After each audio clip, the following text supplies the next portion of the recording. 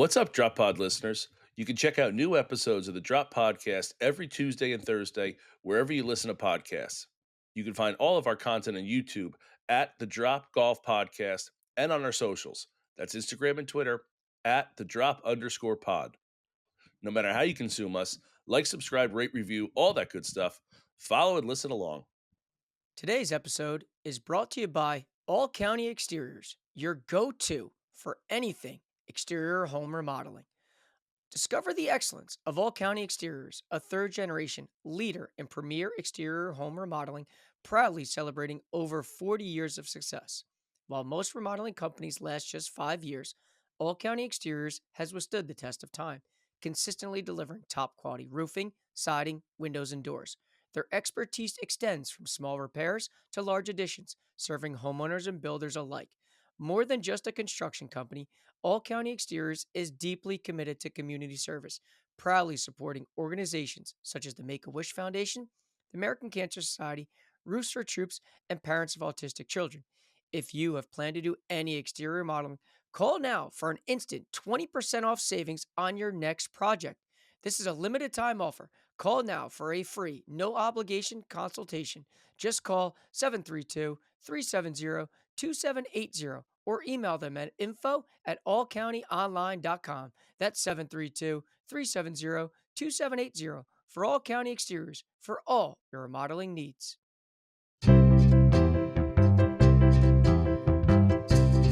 This is the Drop Podcast where we talk golfing in the Garden State. I'm Mike Poro, and this is Ryan Kulot. What's up, Drop Pod people? Welcome back. It is episode 118. Mike and I here. We got a fun episode. We're going to chat about really the main topic today is going to be, Mike, our dream 18, I guess we would call it, right? I picked 9, you picked 9. We're going to reveal that in a little bit. But before we do, let's run through the schedule real quick. Yesterday, January 6th, nothing was planned. We didn't have any Mike versus yesterday. So as usual, no content coming out Mondays. Today, Tuesday, the 7th, it is episode 118. Mike, wave for the camera. We are here on YouTube as well. If you're not listening on YouTube, head over to our YouTube channel. Like, subscribe, all those things over there. If you are listening, Spotify, Apple Pod, wherever you listen there, we appreciate you listening and taking some time with us here. Tomorrow, the 8th, I have finished my Ryan's versus from Manasquan. We started, January 1st. We did the 18th hole at Manasquan there, which, Mike, I'm sure will be a topic for today that we'll touch on in a little bit. But today's or this week's episode, I move over to Hamilton Farm. I was able to, when we were at Hamilton Farm, I got to play the Hickory. Unfortunately, you weren't able to that day, and I did record a bunch out there. So I think the next 4 weeks, the next 4 are going to be from Hamilton Farm, the Hickory course. And those that don't know, I'm going to say it now. I'm sure I'm going to say it again. The Hickory is their par 3 course. So they are all par 3s. So anyone that's going to get on, you're only playing par 3s, yeah, it's from the Hickory course. They're all par 3s. There's no other opportunity to get somewhere else. So this week is hole 4, beautiful hole, little pond over on the front left side of it. It was an exceptional hole, really good layout, as all they were. I mean, you put those par 3s anywhere, I'd say anywhere in New Jersey, they're going to be the best holes, best par 3s on those courses. So this is the 4th hole that I took on, and we'll see how we do tomorrow. And then our interview for this week. Mike, we got a big one. We sat down, had some time with virtually. So we say sit down. We're all sitting, but we had Ryan McCormick on. He is a former PGA Tour member. He was on the tour last year. If you've been following along, we sat down with Ryan. I sat down with Ryan at the Korn Ferry event at Matitaconk. And he's just a great guy. Being able to follow his story when he got his tour card in 23, super excited for him. It was just you could, living vicariously through him and seeing how he was so happy and so just so elated to get it. Like, you could see that he's worked all these years for that specific event, and for him to finally get through was such a big moment for him, really. So if you remember back last year, then, or I guess 2 years ago, and then last year, kind of following him through the PGA Tour, he had his ups and downs. He was injured for a little bit, and he had his struggles. He's back on the Korn Ferry Tour for 2025, so he's still rocking and rolling professionally. But we were able to talk to him, and Mike, we talked to him for nearly an hour, and chatted about all the things that he experienced. We talked about the ups, the downs, the highs, the lows, kind of how his season went. We kind of did some foreshadowing with what he's got coming up this year on the PGA Tour, how things are progressing for him. Like, I felt like we really covered the gamut there of things with Ryan, and he's just such a good dude from close to where you and I are from, and not in New Jersey, and just have a connection with him. So he's such a great guy. It's really a great interview. We had a blast with it, and hopefully you guys will enjoy that as well. Well said. Well, and then Friday this week is Physical Fitness Friday. We got episode 5 coming along. I don't really need to keep saying much about it. Dr. Mike is hammering me with strength stuff. We'll get to a point maybe in February where we'll start doing some power, doing a little more speed with it. But really, it's just strengthening the lower body and the core. It's really a lot of what we're doing. So make sure you're checking those out. Again, I think we got a good thing going over there. They're pretty quick videos for them being quote unquote long form. They're just, it's fast forwarded. It's the speed is quick as I'm going through it. I think we got something good over there. So make sure you're checking those out as well. Let's jump into our topics now, Mike. Enough recap. Quick week. It's the middle of winter. We don't need to spend a ton of time. Let's go into some of our topics for this week. What do you got for us in our quick hitting Mike segment here? All right, so we'll dive first into the PGA Tour, and it hasn't wrapped up obviously for when we're recording, because they're out in Hawaii and we're stuck in New Jersey in this awful weather. But I mean, listen, Max is continuing this streak of just playing unbelievable golf. Fired a third round, 663, 10 under par, just stupid golf, playing so well. It's inevitable, like we've been saying on repeat since he's been playing. He's bound to win something. And frankly, this could be the year where he is that next up-and-coming guy. No doubt about it. Yeah. He just killed it. I mean, when you said 63, you texted me Max with eyes, and I went and looked because I hadn't seen it. It was I did not expect to see it that low when you had gotten it. As we're recording right now, he's T5 and just in a great position to continue to make moves. And like you said, big year for him coming up. We could definitely feel it that this is going to be a big year for our Jersey guys. Yeah, listen, I'm hoping Max finishes in the top 5. I'm hoping Chris sneaks inside the top 30 out there. But this week they're off and they're staying in Hawaii. They're playing the Sony Open. Chris is continuing this Hawaii trend, and I don't blame him. While you're out there, you might as well tee it up a little bit. Max probably just on vacation now for this week. But the newest member of our Jersey clan that we'll be following along is John Pak. John Pak. I'm going to have to learn how to say my man's name the right way. And that's going to start with us getting him on the show. It's tough. It's tough to do it via text or just seeing it on, how does he pronounce it? But yes, he'll be on the show one day, sooner rather than later, I hope. But he's teeing it up this week in his season opener on the PGA Tour since he earned his card last year. So it'll be nice to see, Chris and John get out there this week. And listen, I think a lot of it is this sets you up for the rest of the season. So finding ways to play well early just only helps as this season continues. So hopefully John gets off to a good start. Hopefully Chris maintains his good play, because this week there's a cut. There's a cut. Unlike the Sentry, only 60 players. Everybody made the cut. Everybody got paid. Now it's back to big boy golf here. Yeah, you got to make some moves, and like you said, there is a cut, but you're still missing, some of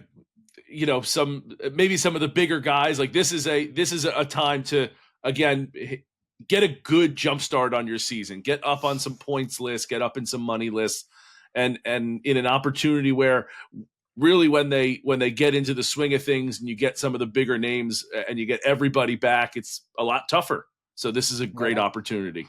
definitely changes things. And then my last little update here is the Korn Ferry Tour. Now, the way they do their schedule to start out the season is a little awkward for us in terms of how we release episodes. Obviously, today is Tuesday, January 7th. They start the Bahamas Golf Classic down there in the Bahamas on Sunday, January 12th. So obviously this tournament will be ongoing when we record next week as well. So it's kind of like we're caught a little bit in the middle here, which is why Ryan's interview is coming out Thursday, because Ryan is teeing it up this week. You know, he's unfortunately he got demoted in a sense, and he's back to the Korn Ferry Tour, where he'll have full status, like he mentioned in the interview that you'll hear on Thursday, along with a Met area guy that played on the DP World Tour last year, James Nicholas. So these are the two guys that we're going to be following closely all season, with the hopes that, you know, again, the rules have changed in terms of how many cards are given moving forward. But hopefully Ryan and James start off hot and make it all the way through to get their tour card at the end of the season.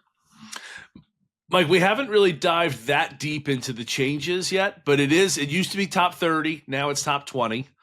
Do you know if that excludes the people who win 3 times on tour? No, no. So that stipulation is still in effect. Automatic. Yeah, they're kind of like exempt from that top 20 list because they've already got it. Gotcha. Yeah. Okay. So yeah, those are the two things I got right now on my list.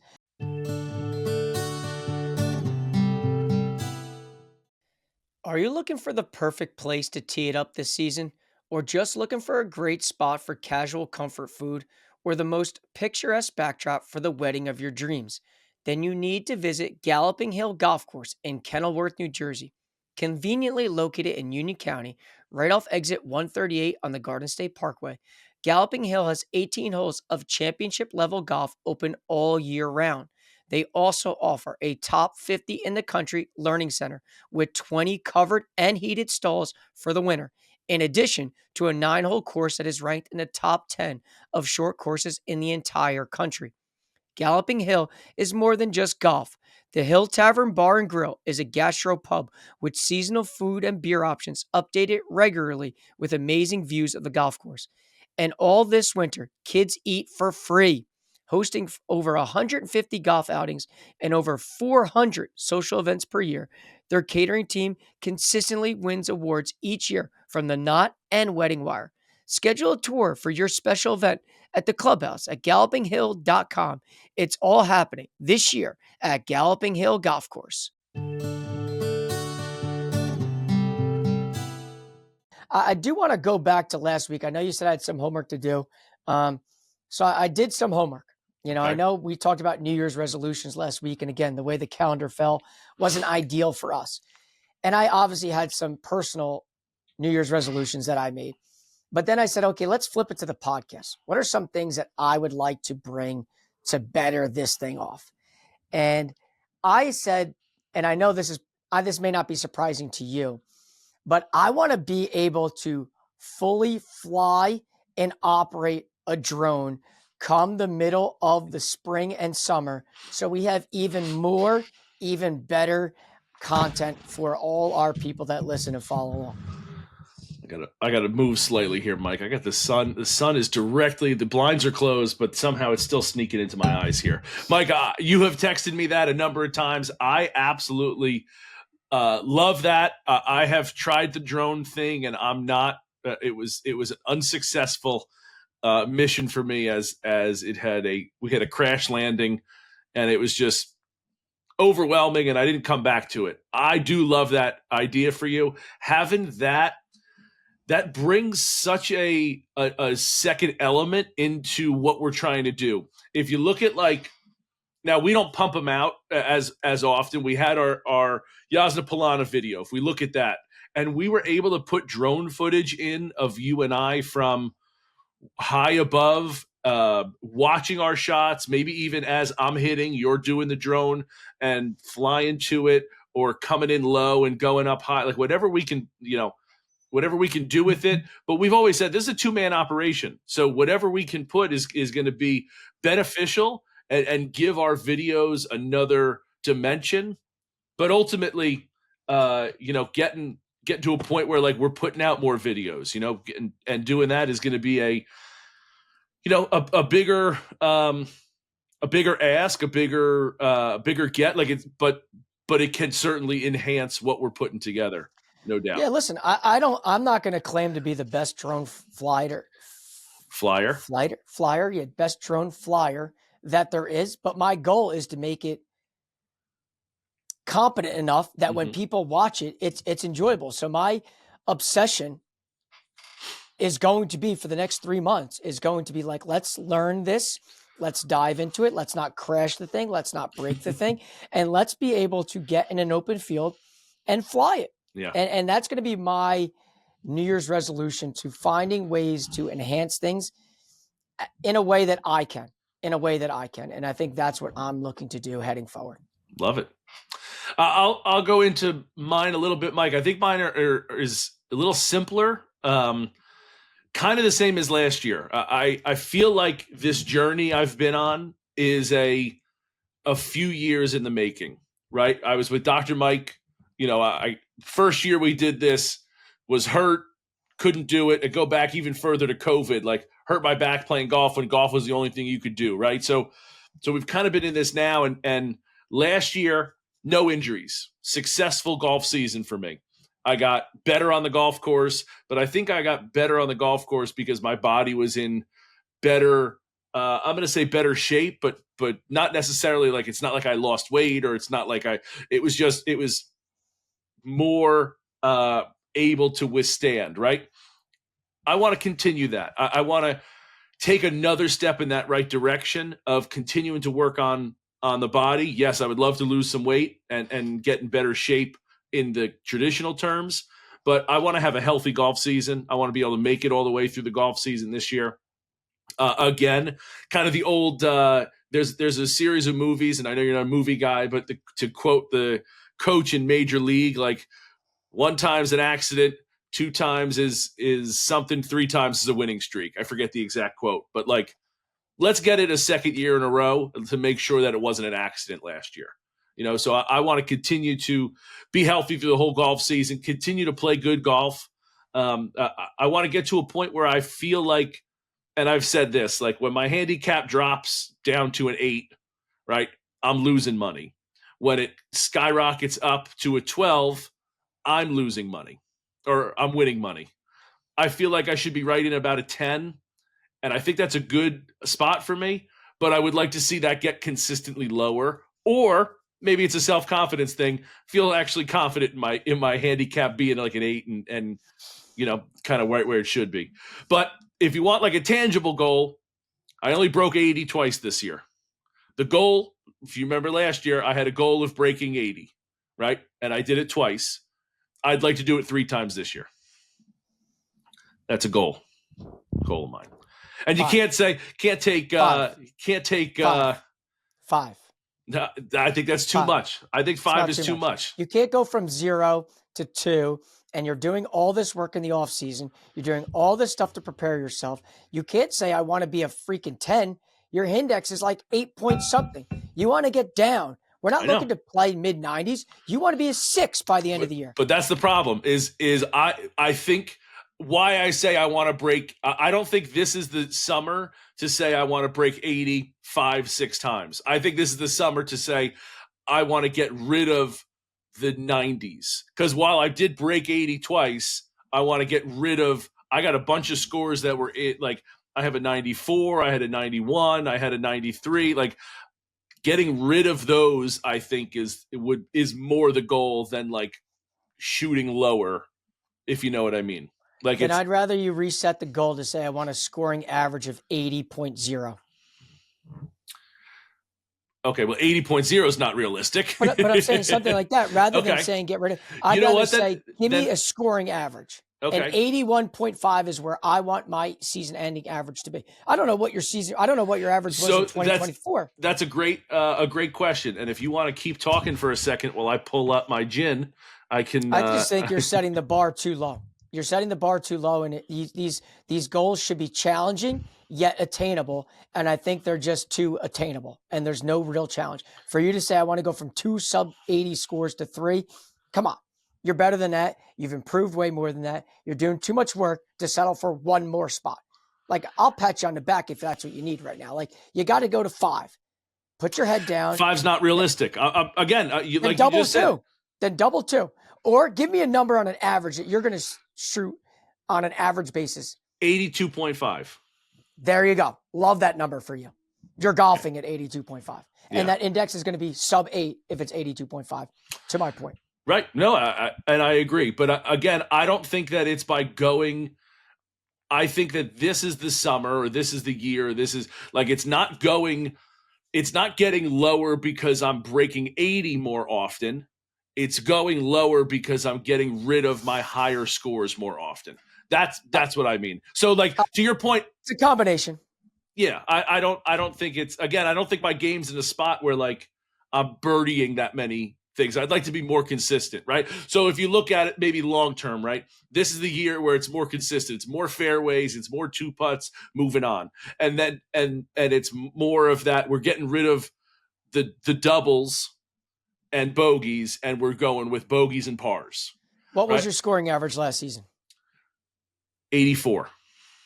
That was what it says in the Gin app, 84. That's what it says in the Gin app. And were you looking at it right now? You were down how many strokes from the year prior?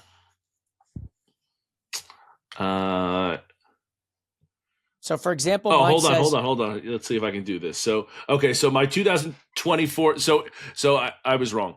My high in 2024 was a 95. My low was a 66, but that was at the Hickory course. So that's kind of, a little bit changed. My scoring average was 85. Okay. And what was it the year prior? So if I look down and I go the year prior, right, it was 87. Okay. So you knocked off two shots right now. So I think another 2. I think that's fair to do another 2. And again, I'm saying it's by being more consistent, not by going much lower. Which I'm cool with. So 82.5 is the number. Yeah. That's good. I'm looking at mine. Mine last year was 77.0. And in 2023, it was 78.1. So I went down 1.1 shots. Okay. From the year prior. But as we've talked about before, and in an upcoming interview, we'll talk about as well, like, if you're shooting a 120, to get down to a 90 is a lot of work, but it's easy to start chipping big chunks off, right? Now, as you start getting lower, it becomes tougher to go from a 77 to a 76, from a 76 to a 74. Like, those are much tougher. So that's kind of what I mean. I think 2 is a good one. 87 to an 85 to an 83. I think that's a good realistic. I think that's a good realistic number to get to, right? 83. Like, and then for you, the same thing. Like, you went from 78 to 77. Like, it's going to be tougher for you to knock big chunks off because it becomes that much finer. Well, yeah, and as I get older, I can't hit it as far. I'm gonna have to keep getting driven around the golf course. As you age, it's like I might be playing the white tees now pretty soon, because once you hit 40, things change. You'll learn. Not this golf season. So my birthday tends to fall on the very last day of posting season. So I'll have to get out there and post this. You know what? I think we should do like a party for me at the last posting season. We'll have like because you'll be 40. Well, I will be 40 this year, and we have at the end of posting season, I think there's a lot of things going on there. Wow, man! Welcome to the 40-40 club, buddy. Yeah, exactly. But no, I like those. That's a good one. It's good. Yeah. All right, Mike. I kind of teased it a little bit in our recap there. I want to know what your thoughts are on my Ryans versus Manasquan, because Manasquan is your course. The day that I went out there, I was really the only person on the course. So I was able to kind of record a whole bunch. If you remember the 11th hole, I had that amazing eagle, that long putt. That was the same day that I recorded all these. So I was playing some great golf on the back there. And let's kind of recap them, because as they've come out now, I kind of got a little bit lucky at the last couple holes there. I kind of hung on for dear life. With a par save on 17 2 weeks ago, it's up against the fence, and then again, I think a nice, kind of getting lucky on 18 with some of the spots I was in. Rather, being able to putt as opposed to chip, I thought was fortunate. So, what are your thoughts on someone who knows Manasquan so well as my recap there of Manasquan? Well, when I watched the tee shot, I thought for certain that damn thing was out of bounds. Especially the way your reaction was in terms of bending down, leaning, and the begging for it to stay right. Well, I was asking because the only other time when I've played there, I lost it out of bounds there. So I was like, I'm a fade guy. Everything fades for whatever reason. The 18th hole at Manasquan, it's a pull. Yeah. So I thought it was out of bounds, and then when I saw you go up there and it said second shot, I said, okay, wow, he got a nice break. And then it looked like you hit a good second shot. Obviously, it went a little longer than you thought. Mm-hmm. But the up and down is phenomenal. I didn't know if you'd make that putt. It's not an easy putt. And the fist pump was icing on the cake. So listen, that's a gutsy 4. It's a good 4, and it's a nice way to end your round. Yeah, it really was. I was very happy with how I played on the back there, and yeah, even going, like, a couple people were, kind of chirped me a little bit about where it was on 17 there. Again, I can't see. I don't have a camera out there, but I would imagine it hit the fence with how it dropped and where I was. But being able I was very happy with my putting. I feel like I rolled the rock really well that day to make that putt. That's a nervy putt on 18. That was a long putt on 17. So again, rolling it nicely to make some saves was pretty good for me. So credit to Tom Reynolds at Crystal Springs. Yeah. Our guy, Tom, making me right and whole over there. So I did want to hear your thoughts on the whole series, because I did put a whole bunch of them out, and yeah, it's such a good course, as we've talked about. We really love it there. So understatement. All right, Mike, let's get into it. The meat of today's episode. This was kind of a cool one that as we were talking, Mike and I were off camera and texting through, like, trying to come up with some more ideas on this. Like, we came up with our top 10 public, private, what'd you call it? I called it my composite 9. No, the 18, our favorite 10. Oh, the everyday 18. Everyday 18, like the 10 courses that we liked, just like were suited our game the best, was the most enjoyable, whatever it might be, right?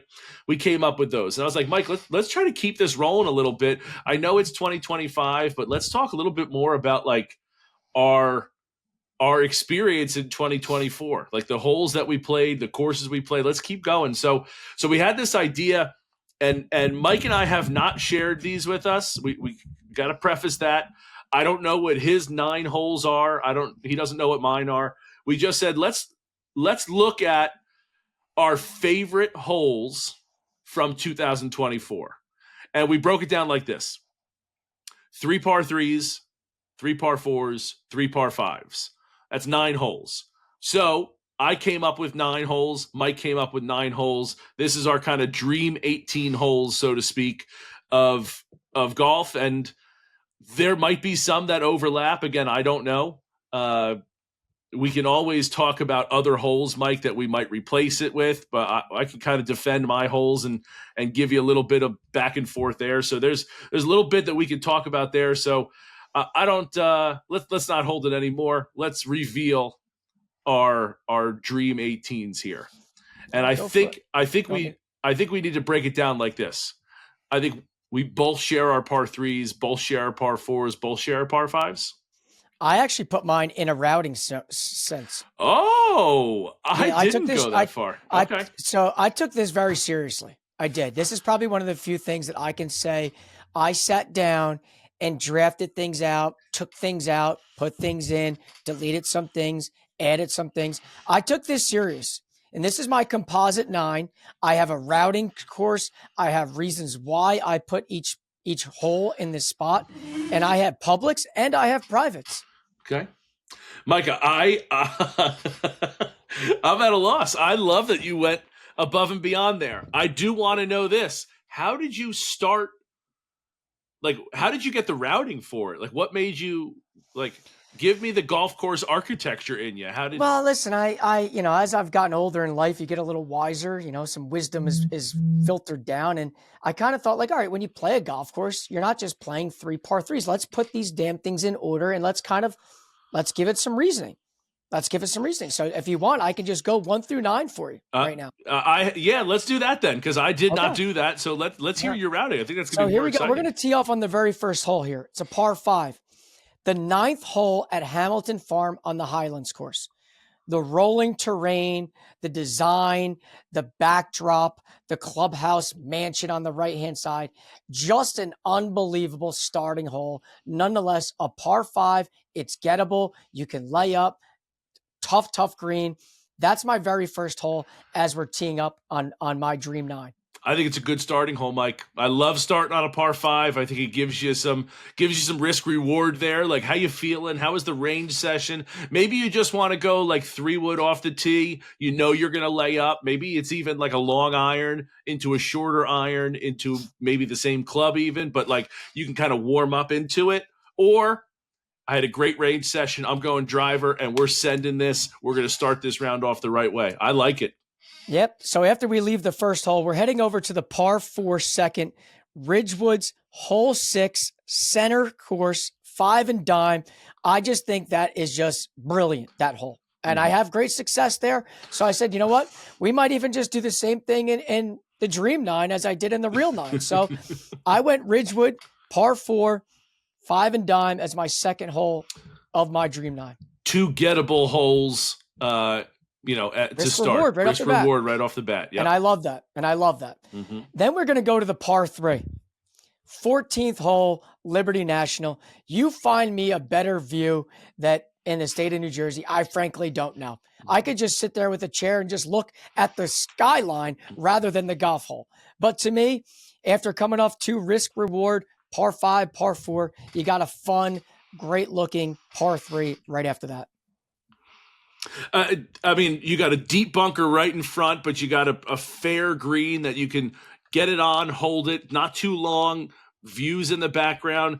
I would say the one thing about that hole, Mike, as I would get into my, like, I don't have that hole in my my par 3s because I think the view is almost overstated. Like, I want the Statue of Liberty more behind the flag, not way to the right. And for whatever reason, maybe it's getting a little picky or whatever you want, but the view is great. I don't want to take it. But when I looked at mine, I was like, that keeps coming back to me. I wish it was more in view. All right. And then, so continue my theme here. Now we're going to head over to the par 4 16th hole at Manasquan River. I'm sure if we're talking great looking holes, backdrops. Again, a lot of mine is scenic based. It's great holes. So the next hole, the 4th hole, is the par 4 16th hole at Manasquan River. Okay. We have this. I have that as well. This is the first one we overlap. That hole is incredible. It is beautiful. Mm-hmm. Like you said, the scenery is tremendous. It's a great golf hole. What they've done to it since the redo, from what I understand, giving you a bigger runway for a landing area, and just like you're hitting to almost like an infinity green from the fairway. It is a beautiful, beautiful hole. I 100% agree. I even have in my notes here, such a beaut.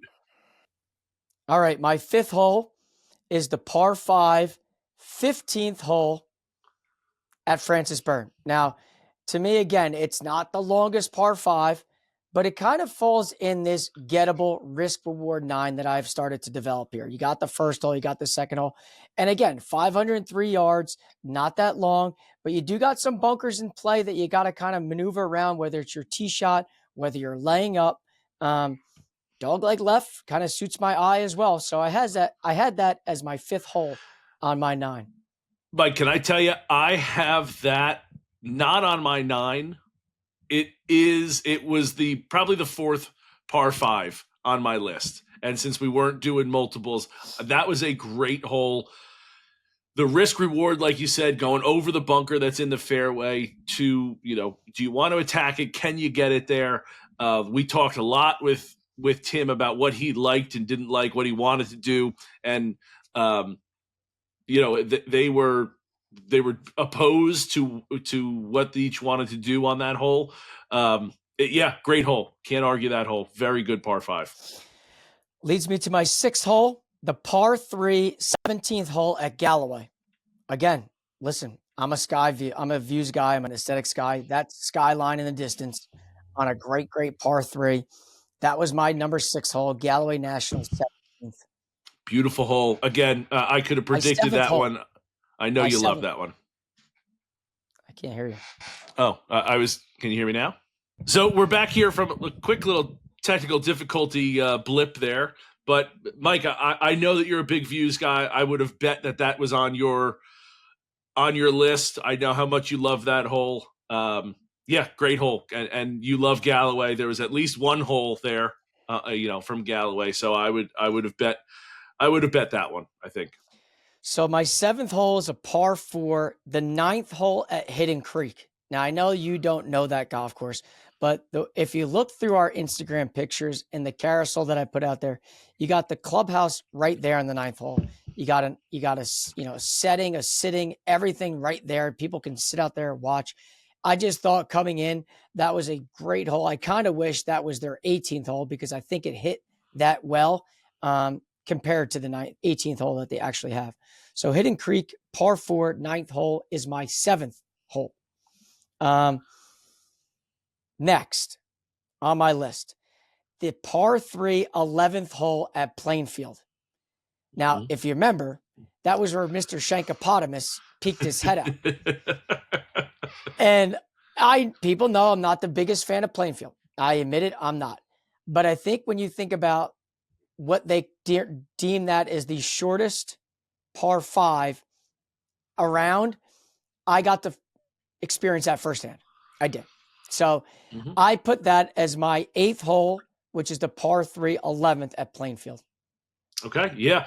I'm a little surprised to see it on your list, but only because it's of how poorly you played the hole, frankly. It is a beautiful hole, a great little hole. I like that we get a little bit of short on there. I think sometimes golf courses and architects seem to be like, hey, let's stretch this par 3 out, really get them going. No, make it a wedge into, nothing wrong with that. Use every club in your bag. I like that. And so that was excellent hole. Yeah. Even with bad memories, I figured it beat me. It won. It destroyed me. So I figured had to get on the list, which leads me to my final hole of my Dream 9, which was the par 5, 18th hole at TPC Jasna Polana. I thought that hole kind of put an exclamation mark on what my thought process was on my Dream 9. It's risk, reward with views, optics, along with history and tradition that I thought that encapsulated my entire 9. Again, you can get there in 2. You can lay up, and then you have that beautiful, beautiful backdrop. To me, that was my 9th hole. Did you say the 18th hole at TPC Jasna Polana? I missed it there real quick. I don't have that one on there. I do have one from TPC Jasna, but that one is beautiful. And it was, we recorded my Ryan's verse there. That is a beautiful hole. That backdrop is stunning. And if you lay up, you're down there close to the creek, you are hitting onto a green that has one of the most beautiful mansions in the state, right behind it. Very, very lovely. I like that routing, Mike. You got a little risk reward. You got some long, some short. That's a good. You might need to change careers here. Give yourself a little golf course architecture. Listen, I took the job. You gave me homework. I took it seriously. I was looking for the A+, and I think I got it. Yeah, that's pretty good. And only one hole that we overlapped. Ah, there you go. Mike, let me. I don't have a routing. I didn't go that far. I did just break it up into 3s, 4s, and 5s. There's 3 each. I'm just gonna go. I want you to give me your 3 3s. Let's talk about them. Give me your 3 4s. Let's talk about it, and give me your 3 5s. Okay. For my 3 par 3s, I have 5. I'm just kidding. I didn't think you were. No, I did some decision making. I made some cuts that we needed to. And for my first par 3, Mike, you didn't get to play this course. It is Hamilton Farms Hickory, one of their par 3s, the 10th hole at Hamilton Farms Hickory course. You're teeing off from just under, just below the mansion, into, kind of an island-ish, I guess more peninsula kind of green. When I played it, we teed off from the alternate tee boxes. So this tee box, you kind of go around the hole. You get this beautiful tour of it, and you kind of come up. You're almost next to the 18th green from the regular from the championship course there. And again, you're teeing up from basically the base of the mansion, over water. Beautiful hole. It is a Ryan's verse that will be coming out towards the end of January, as we have, it's the couple holes that I have before it, but yeah, it's a beautiful hole. The third hole, or my second par 3, the Union League National Mead Course, hole 5, which I'm a little shocked you didn't have in yours.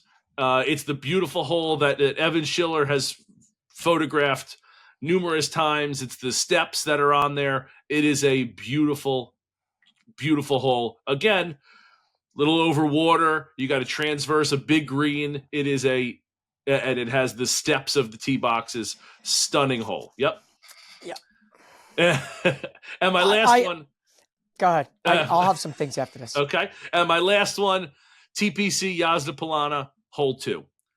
Mike, you had a great shot on that. We had a great time on that hole, almost getting a hole in one.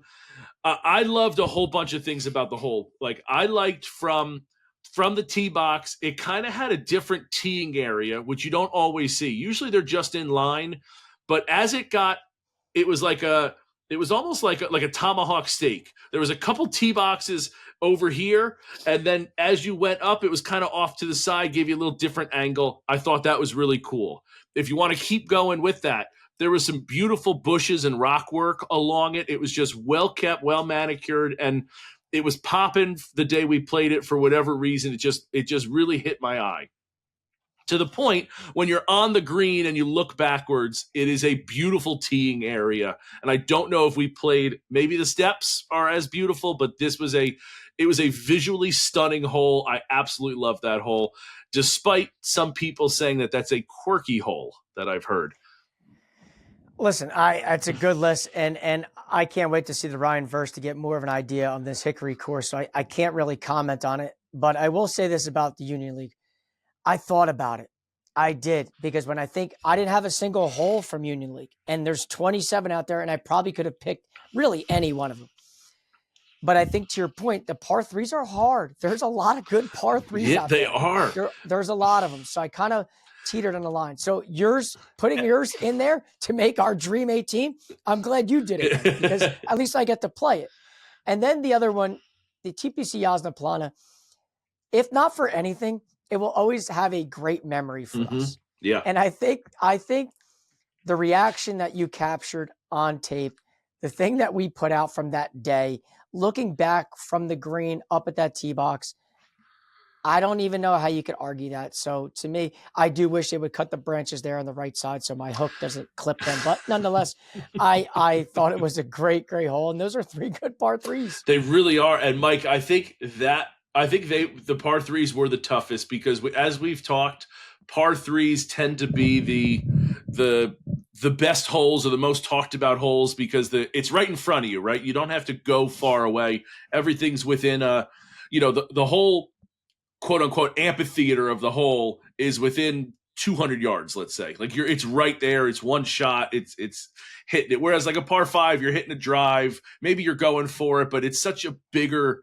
theater. You can't always see what's going on. So the par 3s were definitely tough. And while I'm not a views guy, like, I don't need views around, I do like views on the ground, right? I'm big into like the rock work, the stone work on ponds and things like that. I like that kind of stuff, like the the hardscape and the way the landscape is, those views need to hit for me. And I think we get that with all three of those.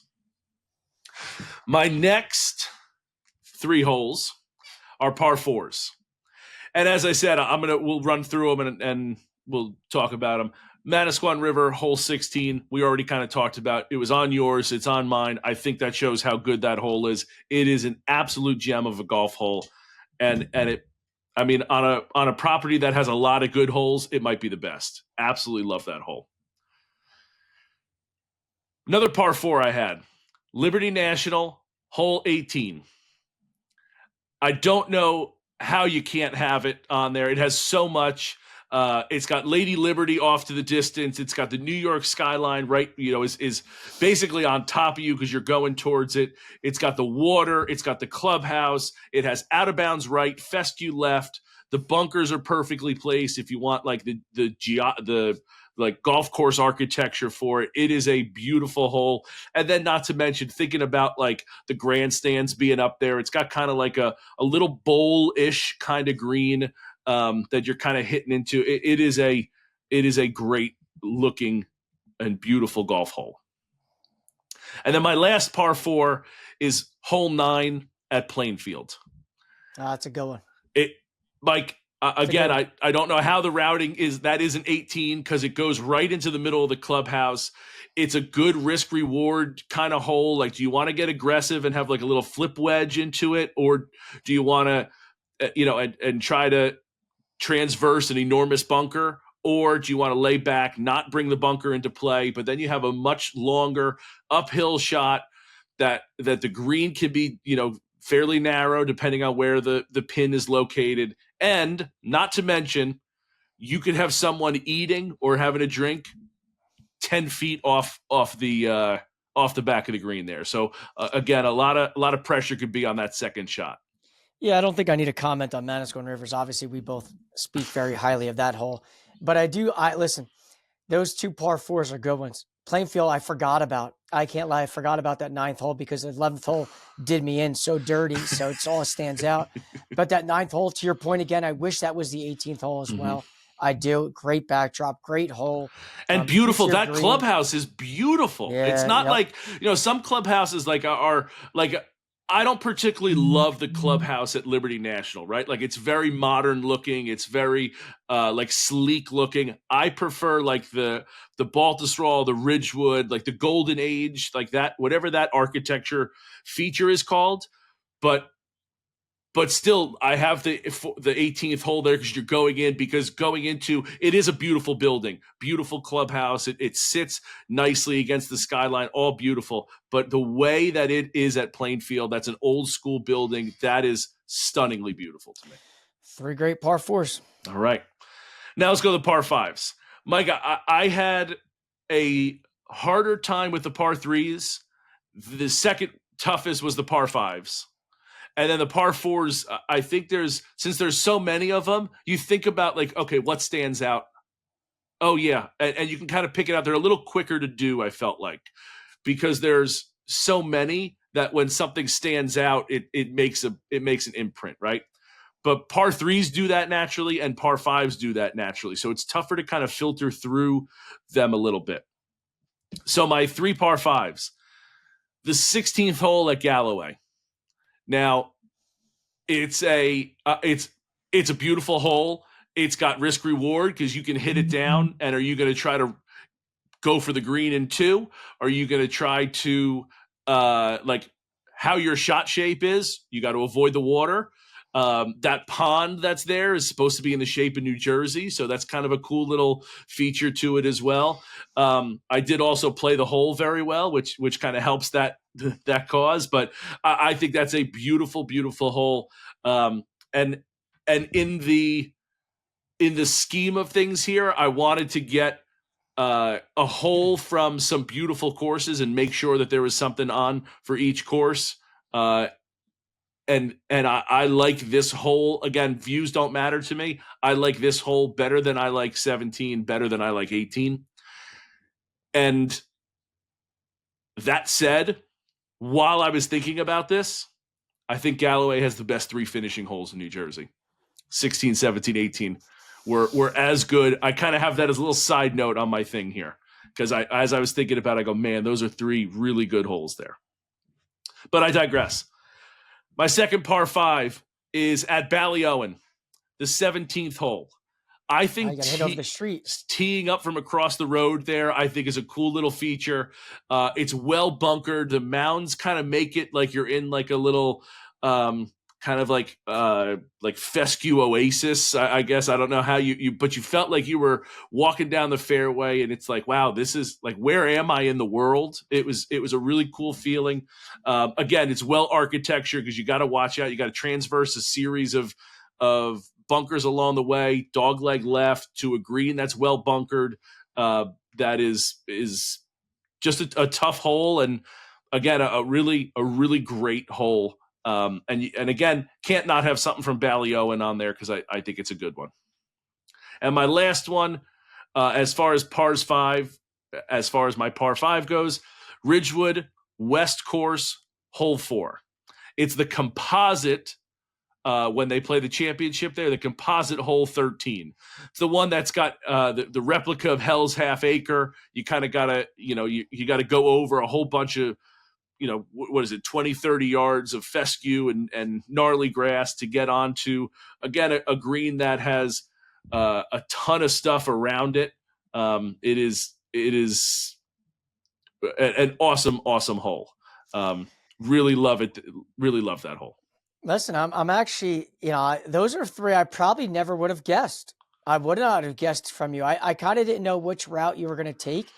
But again, like Galloway's par 5, that's a gettable hole. There you can make a nice score there. You head over to Ballyowen. Again, you're talking 2 different ends of the world when we're going from Galloway to Ballyowen. And then you're just finishing with the cream of the crop with Ridgewood. You just can't go wrong really with any hole at Ridgewood. Obviously, there's some that stand out more than others. But again, I wish we could go play those 18 holes. Well, I guess 17 holes, but nonetheless, yeah. I would love to go play them. I'll play 16 twice. Well, we can make it 18. Yeah. So Mike, I really thought that this was a cool little exercise for us. As with all the things that we've been doing lately, putting the top 10s together for public, private, most playable, getting us to think about our time this year, we really had a special year. And we really got to play some great places. We got to play some amazing holes.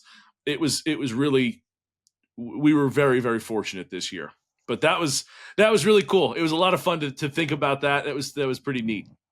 Yeah, listen, I love to hear what people think about it. So send us some DMs, comment on it, and let's hear your take. If we did well, or if we frankly struggled, and what did we forget? Yeah, I was just gonna say, Mike, what did you leave off that was your toughest decision to be like, oh man, I got to go with this one over that one, but it's a toss up. Like, is there one that you could? Honestly, I was pretty deliberate in terms of what I was doing. I made sure that when I put my final list together, it was signed, sealed, delivered. In terms of just being different than you, I had a gut feeling we both were going to say 16, right? So I was like, all right, to be different, to not have the same hole, I was going to go the second hole at Manasquan River and have that be my par 4 and also be my 9th hole as my finishing hole, as a very tough par 4 to end your round. Okay. Yeah. But then I was like, all right, well, you're not being true to what the objective was here, which is put the best 9 together. Mm-hmm. So to me, like, I guess in theory, I would have flip-flopped those. I would have taken number 2 at Manasquan River as the hole there, knowing you had the 16th. Okay. But other than that, I am very solid with my 9. I'm not making any switches. I feel good about mine as well. I really do. Again, as I said, I had a tough time with the par 3s just because all of them are so beautiful. I do feel good about my par 3s though. I don't feel like the Liberty National one that you have is great. I feel fine not having it on mine, right? The one that I had the tougher part with as far as like picking the holes was the par 5s though. And here's why. Let me give you 3 par 5s that are not picked on mine, but that could be. Okay. The 3rd hole at TPC Yasna Polana, the 1st hole at North Jersey, and you had the ninth hole at Hamilton Farms. I'm sorry, the second hole at Hamilton Farm, at Canoe Brook. That long, it's got a little water there. Yeah. Like you take those three. How do you say which three are better? Like those are three excellent ones as well. So as far as like, again, there's a lot of great par threes. I feel pretty good about those. It was hard in that like they're all really good. There's a lot of really good ones. The par fives were the toughest for me because, again, I just named three. I just looked at the list and I went, oh, yep, boom, boom, boom. Those are three tough ones as well. So leaving a couple out was really difficult to do. It's the name of the game. Yeah. Everybody doesn't get a trophy around here, boys and girls. No. It's not how we operate. But as Mike said, if you like, I think this is going to lead for a lot of great debate. Guys, if you DM us, make comments, this is let us know what you think. Is there a hole that we are underestimating or maybe overestimating? You tell us. Love to hear some banter about this. But yeah, this was a lot of fun. This was more fun, I think, for me than the top 10s that we did. I really like this. This is pretty cool. Yeah, I took the assignment seriously. And I love that you went around, like you made a course. I understood the assignment. I understood the assignment. You did. All right, Mike, I'm done. You got anything else? That's it for this week, buddy boy. All right. So again, that's it for us. Stay tuned Thursday. We have a great interview with Ryan McCormick, golf professional, former PGA Tour, current Korn Ferry Tour, and again, one of our guys. We've had him on. I sat down with him. Have him on again. He's an awesome dude. Really cool to have him spend some time with us and kind of talk about, kind of recap the season, preview what he's got going on, how he's been working, all that kind of stuff. It was really a lot of fun. So stay tuned for our interview with Ryan McCormick on Thursday.